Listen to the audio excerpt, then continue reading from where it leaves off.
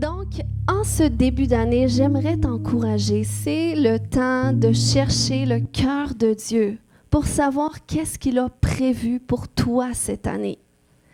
Dieu a des projets de prévus pour toi cette année. Dieu est intentionnel à ton égard. Comme sa parole nous l'a montré, qu'il a des projets pour nous et un avenir pour nous. Donc, Dieu a planifié des choses pour nous. Et il va dire dans Amos 3,7 qu'il ne fait rien sans le révéler d'abord à ses serviteurs. Bon, ici, il va dire les prophètes, mais nous sommes tous prophétiques parce que nous sommes dans les derniers temps où est-ce que l'Esprit de Dieu est descendu sur nous et que nous avons cette capacité de pouvoir entendre de Dieu et parler de la part de Dieu, d'être conduit par son Esprit. Donc, le Seigneur, il veut te révéler qu'est-ce qu'il veut faire pour chaque aspect de ta vie. Que ce soit ta vie spirituelle, que ce soit dans ta vie personnelle, que ce soit dans ta famille, que ce soit au travail aussi. Peut-être qu'il y a des nouvelles directions qu'il veut que tu prennes pour ton travail cette année.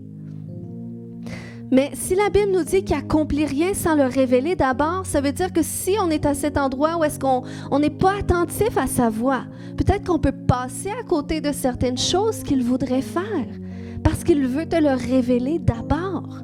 Il veut préparer ton cœur pour qu'est-ce qu'il va faire. Il veut collaborer avec toi. Il y a aussi ce passage qui va dire que il y a dans notre cœur beaucoup de projets, mais c'est sa volonté qui va s'accomplir, c'est ses desseins qui s'accomplissent. Donc, combien est-ce qu'ils veulent être à cet endroit de connaître ses desseins? Dieu a des desseins pour toi cette année. En 2025, Dieu il a prévu des choses dans le calendrier qui te concernent. Et il veut te les révéler, il veut préparer ton cœur à ça. Une vision du Seigneur, ça nous aide à avancer dans une direction sans nous écarter dans d'autres sentiers. Proverbe 29, 18 nous dit « Quand il n'y a point de vision, le peuple est sans frein. » Donc, si tu n'as pas de vision cette année, que tu te laisses conduire comme ça vient, eh bien, ça se peut que t'empruntes de mauvais sentiers. Ça se peut que tu prennes des décisions puis que finalement, tu te rendes compte à un certain moment que « Oups, j'aurais pas dû aller dans cette direction. » À combien c'est arrivé? Moi, ça m'est arrivé souvent quand j'ai pas demandé à Dieu d'abord. Donc, habituellement, j'y vais. Personnellement, moi, qu'est-ce que je fais? C'est que je m'assis devant le Seigneur avec deux listes. Ce que je veux, qu'est-ce que j'aimerais, qu'est-ce que j'aspire cette année et qu'est-ce que Dieu veut, qu'est-ce que je ressens que Dieu veut faire cette année. Bon, des fois, j'y vais avec 3 listes, qu'est-ce que mon mari veut. Parce que ça va arriver que je vais dire, bon, c'est le temps qu'on fasse nos listes, puis lui, il va me faire sa liste pour moi. Fait que des fois, j'ai un petit onglet, qu'est-ce que mon mari veut. C'est une petite blague ce matin. Donc, l'aspect de qu'est-ce qu'on veut, c'est important parce que Dieu nous donne une volonté. Puis, il nous met sur la terre avec des responsabilités. Donc, en tant qu'intendant de qu'est-ce que Dieu nous confie, eh bien, c'est normal qu'on puisse voir des besoins à certains endroits. Puis, à ces besoins-là, il y a des aspirations, il y a des désirs qui y sont rattachés. Donc, c'est important d'avoir une vision personnelle pour notre vie. Jésus avait dit dans Jean 14, 13 que tout ce que vous demanderez en mon nom, je le ferai, afin que le Père soit glorifié dans le Fils. Donc, il y a cette dimension où est-ce que le Seigneur, il veut t'amener à lui demander des choses et à t'attendre à lui, parce qu'il veut se glorifier à travers cela. Alors, la première question que tu peux peut-être noter ce matin, c'est qu'est-ce que j'aimerais voir se réaliser en 2025 dans ma vie? À quoi est-ce que j'aspire pour 2025? Là, à ce moment-là, je serai en train de voir toutes les têtes baissées en train d'écrire. Sinon, je considère que c'est parce que vous allez vous en souvenir. Quel changement est-ce que tu aimerais voir se produire cette année? Dans chaque aspect de ta vie. Quelle percée aimerais-tu vivre? C'est correct de désirer des choses. Il y a un homme dans la parole que son nom signifiait douleur, parce qu'il avait été enfanté dans la douleur. Et à cause de son nom, c'est comme s'il y avait cette malédiction rattachée à lui. Donc, un jour, il a fait cette prière à Dieu. Il s'appelle... Bon, je sais que son nom, il est un petit peu saccagé parce qu'on ne sait pas trop comment le prononcer, mais je vais dire Jaébé dans 1 Chronique 4:10 qui nous dit qu'il invoqua le Dieu d'Israël en disant « Si tu me bénis et que tu étendes mes limites, si ta main est avec moi et si tu me préserves du malheur, en sorte que je ne sois pas dans la souffrance. » Et ça nous dit que Dieu a accordé, qu'est-ce qu'il a demandé. Dieu veut te bénir, Dieu veut étendre tes limites, Dieu veut que tu te multiplies, il veut que tu multiplies qu'est-ce qu'il t'a remis entre tes mains, il veut que ça porte du fruit. Donc, ce sont des prières en accord avec sa volonté. Jésus a dit, le voleur est venu pour dérober, égorger, détruire, mais moi je suis venu pour que vous ayez une vie abondante. Donc, c'est sa volonté que tu sois heureux cette année et que tu sois béni. Ensuite, l'aspect de qu'est-ce que Dieu veut est incontournable. Parce que la Bible va nous dire aussi dans Proverbe 14:12 que la voie qui paraît droite à un homme peut finalement conduire à la mort. Donc, c'est pour ça que c'est important, pas juste être à cet endroit de qu'est-ce que moi je veux, mais aussi qu'est-ce que Dieu veut. Ça c'est mes plans, mais toi, Dieu, c'est quoi tes plans? C'est quoi qui est sur ton cœur? Il fut une époque avec le Seigneur, il y a de nombreuses décennies. Non, ça fait quelques temps, quelques années, je dirais, dans mes premières années avec Jésus, je cherchais pas nécessairement à entendre qu'est-ce que Dieu avait pour moi, que ce soit en début d'année ou dans l'année, mais particulièrement en début d'année, parce que j'étais à cet endroit que si Dieu veut me parler, il va me parler. Il va trouver des façons pour me le révéler si Dieu a quelque chose à me dire. Donc, je pensais ça parce que c'était un peu ça que je vivais. Occasionnellement, je pouvais avoir des rêves où est-ce que Dieu me parlait. Je pouvais vivre des circonstances où est-ce que je savais que c'était Dieu qui m'avait parlé. Mais c'était occasionnel. Tu sais, c'était pas quelque chose de constant. Et quand j'entendais des gens dire « Dieu m'a dit ceci, Dieu m'a dit cela, je vais faire cela parce que j'ai entendu Dieu dire ceci », je les enviais donc. Je disais donc, mais eux, ça doit être déjà tellement spécial pour que Dieu leur parle autant. Est-ce qu'il y en a qui ont déjà pensé ça? Jusqu'à temps que je réalise que je pouvais poser des questions à Dieu et attendre une réponse, que Dieu voulait me parler, mais que des fois, je devais initier ces moments-là et pas nécessairement attendre que ça arrive tout seul. Parce que oui, au début de ma conversion, c'est arrivé souvent, mais à un moment donné, j'étais rendue à cet endroit, mais Dieu parle rarement. Je l'entends rarement. Seigneur, parle-moi, révèle-toi à moi. Mais quand j'ai commencé à m'asseoir dans sa présence et à attendre qu'il me réponde, à lui poser des questions et à attendre une réponse. Des fois, je posais des questions à Dieu et là, je faisais autre chose, j'y repensais plus, donc je n'avais pas vraiment de réponse. Mais quand tu t'assis dans sa présence, tu lui poses une question, il va déposer une réponse dans ton cœur. Puis à force de le faire, eh bien, tu vas l'entendre plus facilement. Peut-être, moi, dans les premiers temps, ça pouvait prendre 10-15 minutes avant que j'entende quelque chose ou que j'ai une petite image ou qu'il y ait un verset qui monte dans mon cœur. C'était long, mais à force de le faire, c'est devenu plus rapide. Parce que c'est comme si j'ai forgé mon oreille à sa voix, ma sensibilité à la façon que Dieu me parle. Amen. Parce que sinon, si tu es à cet endroit que tu arrives avec ta liste d'épicerie pour commencer l'année, Seigneur, je veux ça, eh bien, tu sais, parce que des fois, on va penser que, on amène tout ça devant le Seigneur, puis le Seigneur va coordonner les choses pour que notre liste s'accomplisse. Non, Dieu a des projets pour nous. On a dans notre cœur beaucoup de projets, mais c'est sa volonté qui s'accomplit. Et sa volonté n'est pas nécessairement la nôtre, parce qu'il va dire, même dans Ésaïe 55, 8 et 9, que mes pensées ne sont pas vos pensées. et mes voies ne sont pas vos voies. Autant les cieux sont élevés au-dessus de la terre, autant mes voies sont élevées au-dessus de vos voies et mes pensées au-dessus de vos pensées. Donc, des fois, on peut penser, je marche avec le Saint-Esprit, il me conduit tout le temps, mais on ne peut pas prendre pour acquis non plus sa présence dans nos vies. Il nous appelle vraiment à se confier en lui, à savoir s'arrêter pour lui poser des questions, de dire, moi je ressens que le Seigneur veut faire ça, mais Seigneur, en dépit de mes sentiments, de mes pensées, est-ce que c'est ça que tu dis toi aussi? Puis ça, c'est l'œuvre du Saint-Esprit de nous révéler. C'est pour ça qu'une prière que je vous invite à faire cette année, Éphésiens 1:17. Seigneur, donne-moi ton esprit de sagesse et de révélation dans ta connaissance. On a besoin de la révélation de la volonté de Dieu et de la sagesse pour savoir quoi faire avec. Parce que ça ne veut pas dire que Dieu te dit, cette année, tu vas changer de travail, que tu dois quitter ton travail tout de suite.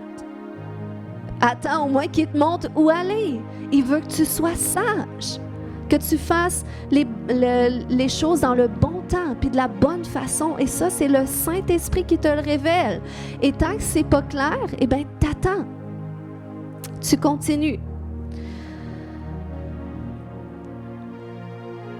Puis, l'importance de faire ça, comme par exemple, il y a une année où est-ce que j'avais commencé l'année en disant... Puis en sentant que je devais faire ça, c'est comme cette année, c'est le temps que je développe mon ministère. À un moment donné, j'étais arrivée comme ça devant le Seigneur. Et là, j'avais toutes sortes de projets. Je vais développer mon site web, mes services, parce que je donne des services en dehors de l'Église, d'accompagnement spirituel. Puis, je me disais, je vais écrire un livre, tout ça.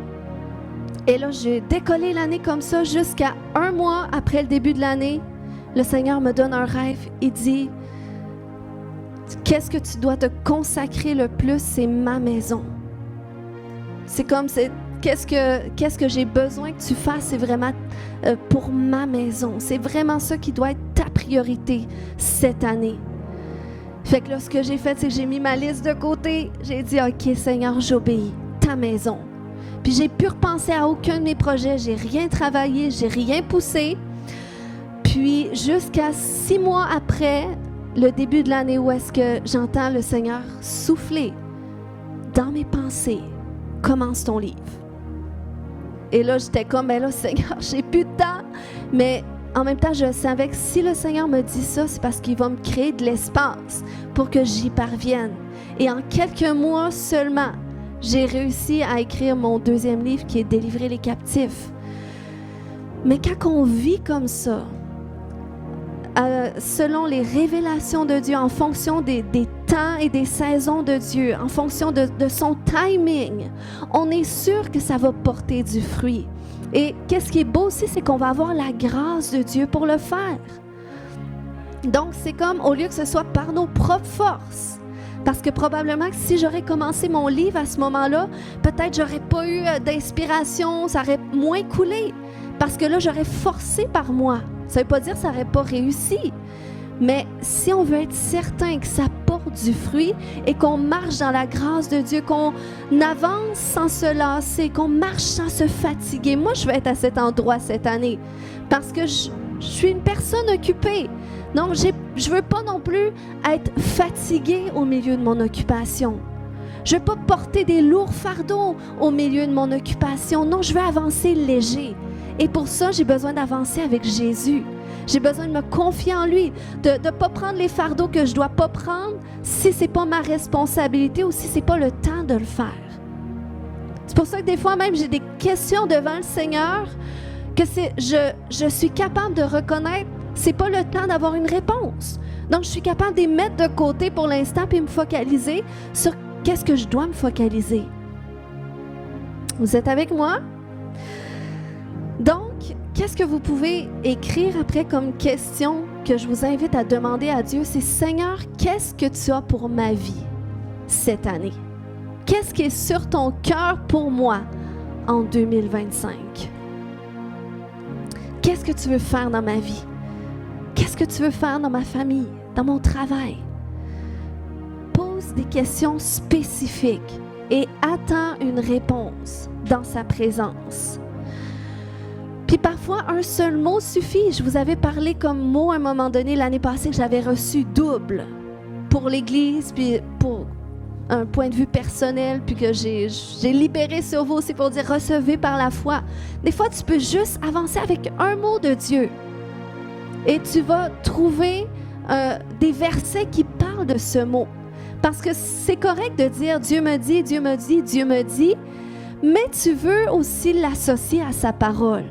Parce que tu ne veux pas juste bâtir ta vie sur ta perspective humaine qui peut faire du sens, qui peut être sage, mais tu veux bâtir ta vie sur la parole de Dieu. C'est ce qui va te permettre de bâtir solide. Il a dit dans Matthieu 7, 24, « C'est pourquoi quiconque entend ces paroles que je dis et les met en pratique sera semblable à un homme prudent. » Est-ce qu'il y a des gens prudents ici qui veulent bâtir leur maison sur le roc? Eh bien, tu dois chercher à entendre qu'est-ce que le Seigneur veut te dire et pas seulement à l'entendre, mais le mettre en pratique. Donc ça, c'est la partie pour avoir une vision de Dieu. On veut avancer avec une vision du Seigneur parce qu'on ne veut pas être sans frein. On ne veut pas aller dans les mauvais sentiers, mais on veut avancer dans ces sentiers. Ensuite, tu dois préparer le terrain pour la vision. Et pour ça, il nous faut nous asseoir avec Dieu. Maintenant qu'il dit, tu sais, c'est comme quand il me dit, je veux que ma maison soit ta priorité. C'était pas juste une parole comme ça, je devais faire quelque chose avec. J'ai dû m'asseoir avec Dieu pour dire, OK, qu'est-ce que je dois faire? Comment est-ce que tu veux faire les choses? Et je crois, oui, c'est vrai, cette année-là, c'est l'année où est-ce que Nathalie et Valérie ont été relâchées pour Québec. Donc, vous voyez comment est-ce que le Seigneur... c'est important d'être conduit selon sa parole. Comme ça, on peut être dans la préparation et pas être surpris quand il arrive des changements soudains. Psaume 127, 1 nous dit que si une maison n'est pas construite par l'Éternel, ceux qui la construisent travaillent inutilement. Et si une ville n'est pas gardée par l'Éternel, celui qui la garde veille inutilement. Donc, ça veut dire que tu peux avoir une vision. Mais si c'est toi qui l'as construit, si c'est toi qui fais ce que tu penses que tu dois faire sans consulter Dieu, eh bien là, ici, ça nous dit que peut-être tu travailles en vain. Peut-être tu fais les choses en vain, puis peut-être ça ne portera pas de fruits finalement, ou que tu vas te rendre compte que finalement, ce n'était pas la bonne direction. C'est comme l'an passé, quand je priais pour ma famille, le mot que j'avais reçu de Dieu, c'était « construction ». Puis bon, je ne savais pas à ce moment-là qu'on allait se construire une maison, mais j'étais consciente que ça pouvait parler par rapport à ça. J'étais, Seigneur, si c'est ça que tu as prévu, c'est correct. Puis j'étais pas enchantée de me construire une maison. Pour moi, c'était un gros projet.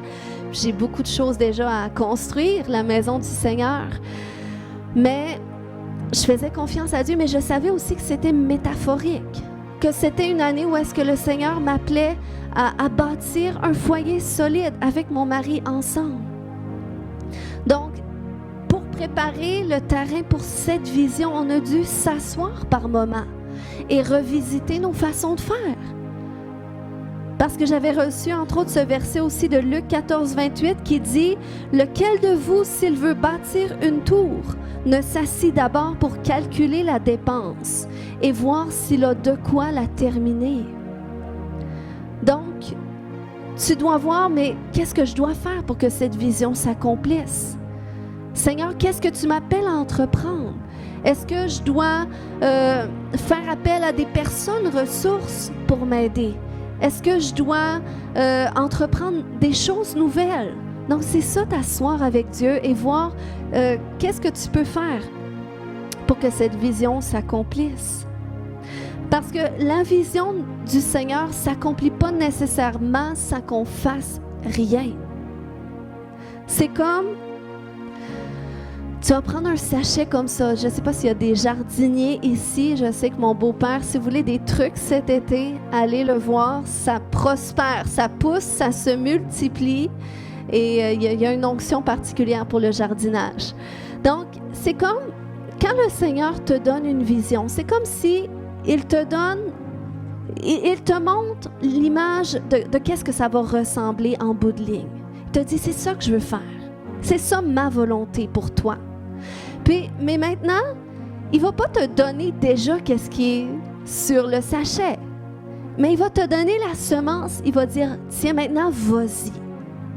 Parce que c'est à toi. Tu sais, quand Dieu avait mis Adam et Ève dans le jardin, la Bible nous dit que c'était eux qui devaient le cultiver et le garder. Donc, c'était leur responsabilité.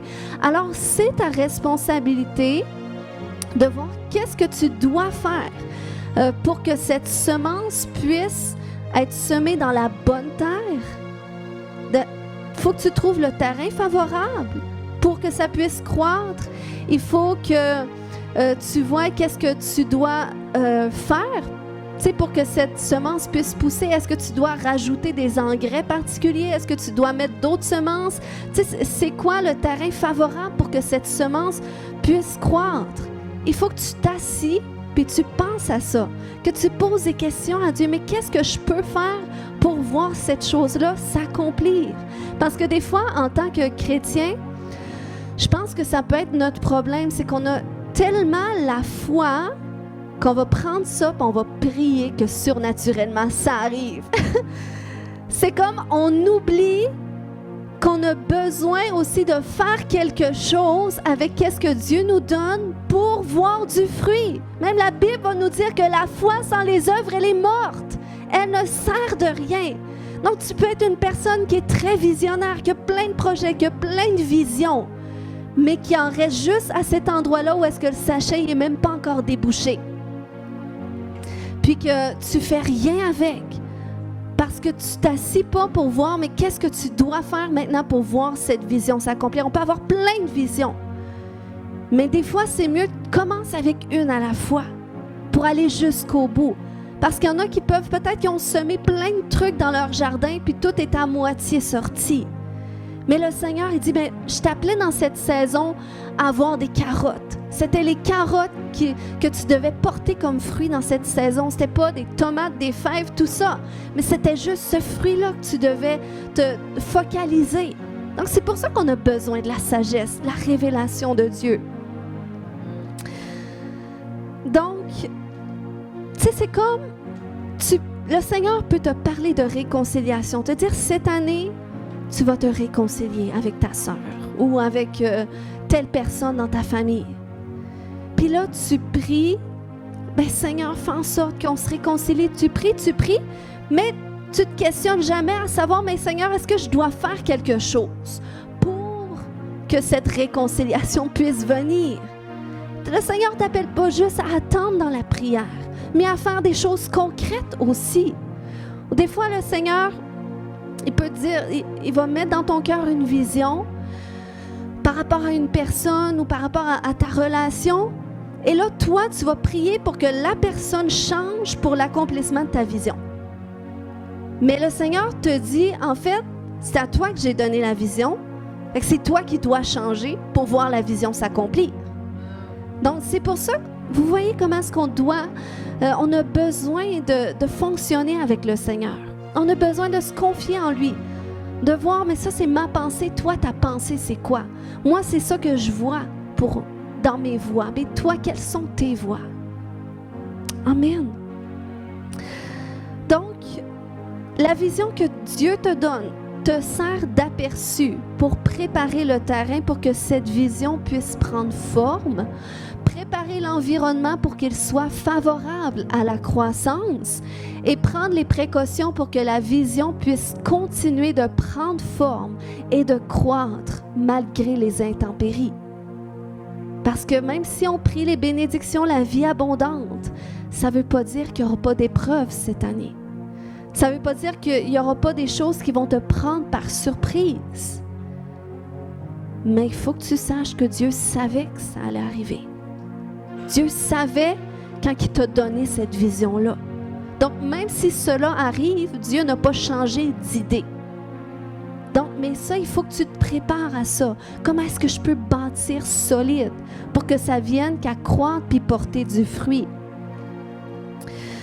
Donc, ça ne donne rien de préparer un terrain sans avoir une semence. Des fois, on va avoir on va essayer de de susciter les conditions favorables de notre vie pour l'œuvre du Seigneur, mais si tu n'as pas de vision, ben tu peux être un peu partout en même temps, puis il n'y a rien vraiment qui va prendre forme. Puis il ne faut pas non plus conserver nos semences sans qu'on prépare de terrain. Tu sais, préparer le terrain, ça revient, tu sais, quand Jésus avait dit, on ne peut pas mettre du vin nouveau dans de vieilles outres. C'est ça, préparer le terrain. Tu veux une vision nouvelle, mais avec le même cœur que tu as depuis toutes ces années. Avec la même vision, avec la même mentalité. Non, le Seigneur, il faut que tu avances toi aussi en même temps que l'accomplissement de cette vision. Il faut que tu fasses des changements pour que cette vision puisse prendre forme dans ta vie. Donc, c'est là qu'on va voir en quelques instants comment préparer le terrain. Bon, j'ai parlé d'une semence qui figure une vision du Seigneur. Puis, une vision de Dieu, c'est une vision du ciel. Jésus avait dit de prier que ta volonté soit faite sur la terre comme elle est dans le ciel, dans Matthieu 6, 10. Donc, le ciel, c'est une dimension. C'est la dimension du royaume des cieux. C'est la dimension du royaume de Dieu. Et Dieu est en train de dire qu'il y a une volonté qui est inscrite au ciel en ce moment pour nous. C'est sa volonté que tu sois guéri. Ça, c'est inscrit. C'est dans le ciel, puis il veut que sa volonté qui est au ciel se matérialise sur la terre. Il veut que tu puisses marcher dans sa volonté, en alignement avec lui, avec qu'est-ce que Dieu dit et fait au ciel. Puis la Bible va nous dire que si on est né de nouveau, du moment que tu as donné ta vie à Jésus, tu l'as invité dans ton cœur, tu as expérimenté la nouvelle naissance. Tu peux être un bébé encore. Tu peux être un bébé encore, mais tu es quand même né de nouveau. Fait que tu as accès à cette dimension du ciel qui va dire dans Jean 3:3, si un homme ne naît de nouveau, il ne peut voir le royaume de Dieu. Mais quand tu nais de nouveau, tu peux commencer à voir des révélations de qu'est-ce que Dieu fait au ciel. C'est comme de qu'est-ce que Dieu dit de toi, de qu'est-ce que Dieu veut faire avec toi, de qu'est-ce que Dieu veut faire dans tes circonstances. Ça, c'est dans le ciel qu'on a accès. Puis on a accès quand on cherche Dieu, quand on questionne Dieu, quand notre cœur est incliné vers lui. Puis maintenant, OK, quand Dieu te donne une vision pour préparer le terrain, on était là, eh bien, premièrement, tu dois avoir la foi en qu'est-ce que Dieu te dit. Tu sais, c'est comme quand j'ai entendu construction ou double, j'ai pas eu une voix audible qui me dit double. Puis là, oh, c'est Dieu, j'ai frissonné. Non, c'était une petite voix toute douce dans ma pensée. Mais par la foi, je l'ai saisie. Parce que je savais que moi, j'aurais pas pu penser à ça de moi-même. Construction. Ben là, j'avais un doute, honnêtement. Ben, je me disais, ben là, je sais qu'on ne sait pas quoi faire pour notre maison, mais non, je sentais, il y a quelque chose. C'est pas juste cet aspect de maison, il y a quelque chose de métaphorique qui parle pour ma famille. Donc, construction, par la foi, je le saisis. Et la foi, ça prépare les conditions favorables à la croissance. Hébreux 11:1 nous dit que la foi, c'est une ferme assurance des choses qu'on espère et une démonstration de celles qu'on ne voit pas. Donc, même si c'est comme tu n'es pas sûr à 100% parce que tu ne l'as pas vu visiblement ou tu n'as pas entendu audiblement, eh bien, c'est connecté avec ton espérance. Le Seigneur va imprégner ses désirs dans les tiens. Et c'est ce qui va faire en sorte que c'est comme ça, tu vas pouvoir associer ton espérance à la foi aussi qu'il veut te donner pour voir l'accomplissement de ces choses-là. Donc, tu dois croire, c'est par la foi qu'on reçoit une révélation de Dieu, comme la Bible va nous dire que c'est par la foi qu'on prophétise. Puis notre foi s'affermit à travers notre exposition à la parole de Dieu. Lorsqu'on écoute la parole de Dieu, lorsqu'on lit la parole de Dieu, Romains 10, 17 nous dit que la foi vient de ce qu'on entend et ce qu'on entend vient de la parole de Christ. Et c'est pour ça que si on veut préparer un terrain favorable cette année, de prendre une habitude de lecture de la Bible quotidiennement. C'est un incontournable. Si on veut préparer les conditions favorables pour qu'on ait la foi pour voir l'œuvre de Dieu s'accomplir dans notre vie. Puis, nous amener justement à lire davantage la parole, à développer cette habitude-là, eh bien, ça va nous amener aussi dans l'application de la parole. Parce que on n'est pas, le but, c'est pas juste qu'on entende, qu'on lise la parole, mais qu'on fasse rien avec. Parce que même Jésus a dit, celui qui entend ma parole et qui la met en application. C'est pas juste celui qui entend, parce qu'on peut entendre et oublier. On peut entendre et rien faire avec. Mais quand tu entends, puis tu veux appliquer, tu cherches à voir, mais Seigneur, comment est-ce que je peux appliquer ça dans ma vie? C'est comme ça que tu bâtis solide. Et c'est là que la Bible va nous dire dans Matthieu 7, 25, que la pluie est tombée, les torrents sont venus cette année.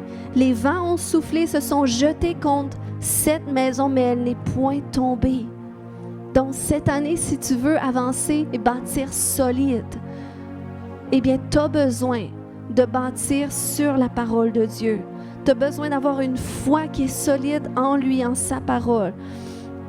Ensuite, tu dois cultiver le sol de ton âme. Ce qui veut dire d'enlever les vieilles racines, parce qu'il y en a.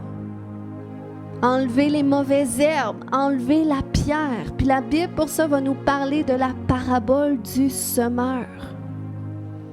Et ça va nous expliquer dans cette parabole que si la parole de Dieu vient sur le sol de ton âme qui est rocailleux ou qu'il y a des ronces et des épines qui représentent les soucis du siècle présent. Puis, il y en a des soucis. Quand on écoute les nouvelles, qu'on voit les choses qui vont pas bien ou les épreuves qu'on peut vivre, ça rentre dans les soucis. Mais il dit quand c'est ça qui est dans ton cœur, quand c'est ça qui influence ta vie, quand c'est ça qui influence ta pensée, ta mentalité, parce que c'est ancré en toi, puis ça suscite des blocages en toi. Puis il va parler aussi des richesses et des plaisirs de la vie. Quand ces choses-là, c'est comme sont devant Dieu, à l'intérieur de toi, eh bien, ça empêche la parole de Dieu qui vienne, puis qui va prendre racine pour porter du fruit. OK? Puis porter du fruit, ça, c'est quand que l'œuvre de Dieu à travers ta vie paraît, quand le témoignage vient. Mais pour ça, c'est comme s'il amène cette parabole-là, c'est qu'on a un travail à faire. On doit prendre conscience, mais est-ce qu'il y a des pierres qui sont là dans mon âme? Est-ce qu'il y a des blocages qui sont là? Est-ce qu'il y a des distractions qui empêchent l'œuvre de Dieu de s'enraciner en moi? Est-ce qu'il y a des peurs qui sont là que je dois toujours confronter entre moi et Dieu? Le Seigneur, Mané, veut t'amener à y faire face, à les confronter. Oui, on va vivre des difficultés. Oui, on doit apprendre à mener des combats. Mais le Seigneur ne nous appelle pas à cet endroit de demeurer dans les tourments où est-ce que c'est l'ennemi finalement qui exerce son pouvoir sur toi. Parce que Jésus a dit qu'on est appelé à marcher sur toute la puissance de l'ennemi.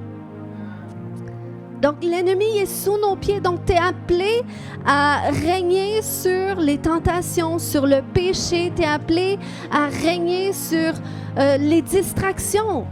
Ou est-ce que peut-être ta chair aurait le goût de pas prier, de pas lire la parole, de pas prendre du temps avec Dieu. Mais tu es capable de te raisonner puis de dire non, c'est ça que je dois faire.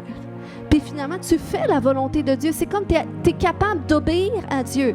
Tu es capable de mener une vie qui plaît à Dieu. Et ça, c'est quand la terre de ton âme, c'est une bonne terre. C'est une terre qui est bien disposée pour marcher en alignement avec la volonté de Dieu. Amen, vous êtes avec moi? Donc, je veux vous encourager cette année à être sensible à ça, puis même à poser ces questions-là. Vous avez vos petites notes ce matin. Seigneur, est-ce qu'il y a des pierres, des racines? Je vous invite même à aller le relire à la maison, de voir, mais dans quel type de terre est-ce que moi j'ai? qu'est-ce que le Seigneur me voit? Puis qu'est-ce que le Seigneur veut travailler en moi cette année? Quelles sont les pierres, les ronces, les épines qui doivent être ôtées? Puis c'est comme ça que, avec l'aide du Seigneur, tu vas parvenir à vaincre ces choses-là. Le Seigneur va façonner une nouvelle terre dans ton âme. Puis c'est là que toi-même, tu vas être heureux de ça. C'est ce qui va te satisfaire plus que continuer de vivre. Des fois, on est entêté, on a le cœur endurci. Mais on n'est pas heureux. On n'est pas heureux. C'est l'œuvre du Seigneur qui nous rend heureux. Amen. Donc, je veux vous encourager cette année. C'est pas de prendre des résolutions qui vont faire des changements dans votre vie. OK? C'est plus de voir à votre façon de vivre quotidiennement. Quelles habitudes est-ce que vous pouvez créer ou que vous pouvez travailler justement pour que la volonté de Dieu puisse s'accomplir? Parce que souvent, on a des résolutions, je veux perdre du poids. Mais, OK, est-ce que tu as un plan pour ça? Qu'est-ce que tu veux faire pour en venir là? Qu'est-ce que tu dois faire? Quelles habitudes dans ton quotidien est-ce que tu dois mettre en place pour perdre du poids? Donc, on est plus sûr de voir des changements si on fait ça comme ça. Alors, en conclusion, ce matin, Dieu a une vision fraîche pour toi cette année. Amen. Il veut te parler. Il a dit dans Jérémie 33:3, « Invoque-moi et je te répondrai. Je t'annoncerai des grandes choses, des choses cachées que tu ne connais pas. » Oh, toi qui pensais déjà tout savoir, Dieu a des choses cachées qu'il veut te révéler en plus. Amen. Il veut révéler son cœur pour ta vie. David avait dit dans Psaume 27:8, « Mon cœur dit de ta part, cherchez ma face. » Et voyez comment est-ce qu'il répond. C'est comme il entend dans son cœur que Dieu dit, « Cherche ma face. » Et lui, sa réponse, « Je cherche ta face, ô Éternel. » Combien des fois il y a la voix du Seigneur qui crie comme ça dans notre cœur, « Cherche ma face. » Mais on va ouvrir Netflix, puis on pense à autre chose. Et Dieu dit, cherche ma face. Et David dit, je réponds. Je cherche ta face, ô Éternel. Puis, surprenez-vous pas, le Seigneur aime se laisser trouver par nous. Fait que ça arrive qu'il nous fait pâtir. Moi j'ai été des fois des mois devant le Seigneur, à chercher une réponse de quelque chose, à en pleurer, à prier. Il n'y a rien qui vient, mais je sentais que Dieu voulait que je me tienne devant lui, que ça faisait plaisir à Dieu, que je cherche sa face, même si je n'ai pas de réponse, que je le cherche juste lui, même si je n'aurai jamais de réponse. Le Seigneur, il veut un cœur tellement passionné pour lui. Un cœur qui incline ses désirs vers lui. Puis c'est quand qu'on fait ça, le Seigneur, il nous laissera pas à cet endroit de t'abandonnes ton travail, t'abandonnes tout, puis tu fais que passer du temps dans ma présence. Non, mais c'est une posture de cœur. C'est une posture de cœur où est-ce que tu te tiens devant le Seigneur, où est-ce que tu es disposé. Le Seigneur te dit, fais un pas à gauche, tu fais un pas à gauche. Fais un pas à droite, tu fais un pas à droite. Le Seigneur dit, à soir, prends du temps avec moi, tu prends du temps avec lui. Le Seigneur te dit, va voir cette personne-là, tu vas voir cette personne-là qui veut vivre cette année comme ça, d'être conduit par le Seigneur. Et des fois, c'est sur ce chemin où est-ce qu'on est conduit par lui qui nous révèle pour nous, qui nous dit, OK, ben là, c'est le temps. C'est le temps que tu vives cette percée-là. C'est le temps que tu rentres dans ton appel. C'est le temps que je fasse ce changement-là dans ta vie. Le Seigneur éprouve nos cœurs. Puis cette année, le plus important, c'est qu'on marche avec lui. Qu'on marche avec lui. Qu'on le cherche lui. Il a dit, cherchez premièrement le royaume de Dieu. Et toutes ces choses que vous espérez vivre, toutes ces choses dont vous avez besoin, vous seront données en plus. Et donc, il va te donner, il va t'accorder, mais cherche-le lui en premier.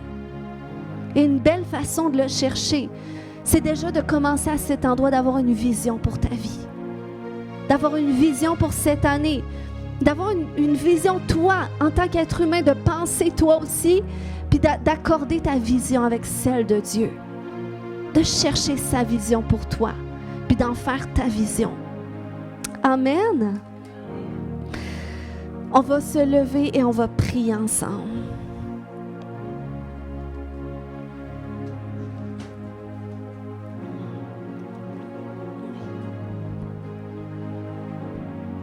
Alléluia. Merci Jésus. Merci Jésus pour tes bienfaits. Merci Seigneur pour chaque personne, chacun de tes enfants que tu aimes tellement. Seigneur, tu veux te révéler cette année. Tu veux faire plus cette année. Tu veux nous révéler ton cœur. Alléluia. Et j'aimerais ce matin qu'il y en a qui se soient encouragés. C'est comme peut-être il y en a dans la dernière saison, c'était dur d'entendre la voix de Dieu, puis ça vous décourage un peu de dire, il va encore falloir que j'aille m'asseoir, puis il me semble que c'est donc difficile. Mais c'est comme si le Seigneur te dit ce matin, fais-moi confiance, essaie encore, viens. Puis tu vas voir, il y a un débloqué qui va venir. Il y a un débloqué qui va venir. Puis je veux déclarer que tes oreilles spirituelles, veux-tu mettre les mains sur tes oreilles ce matin? Je déclare dans le nom de Jésus que tes oreilles spirituelles s'ouvrent maintenant. Je déclare Ephata, ouvre-toi au nom de Jésus. Alléluia. Mets la main sur ton cœur maintenant. Au nom de Jésus. Seigneur, dispose les conditions favorables de notre âme en ce début d'année pour qu'on puisse recevoir une vision fraîche que tu as pour nous, cette vision nouvelle que tu as pour notre vie, Seigneur Dieu. Peut-être c'est une même vision, peut-être c'est la continuité d'une vision, mais il y a des nouvelles instructions qui vont venir. Dans le nom de Jésus, et à mesure que tu le fais, Seigneur Dieu, je prie, Papa, que tu exposes les pierres, les ronces, les épines, que tu exposes les blocages, que tu exposes les intentions des cœurs qui sont dissociés de toi, Papa, et que tu ramènes nos cœurs en alignement parfait avec le tien, afin, Seigneur Dieu, que la terre de notre âme soit une bonne terre, soit une terre disposée pour l'œuvre que tu vas faire. Dans le nom de Jésus. Alléluia. On va rester quelques instants. Je sens qu'on doit continuer de prier, simplement soupirer après sa présence ce matin. Désirer qu'il te parle. Commence à le désirer. Commence déjà à ouvrir ton cœur. Je sens que le Seigneur veut déjà parler à certaines personnes ce matin. Il veut déjà commencer à te dire qu'est-ce qu'il veut faire cette année avec toi. C'est l'année de quoi cette année? Pour cet aspect de ta vie. Alléluia.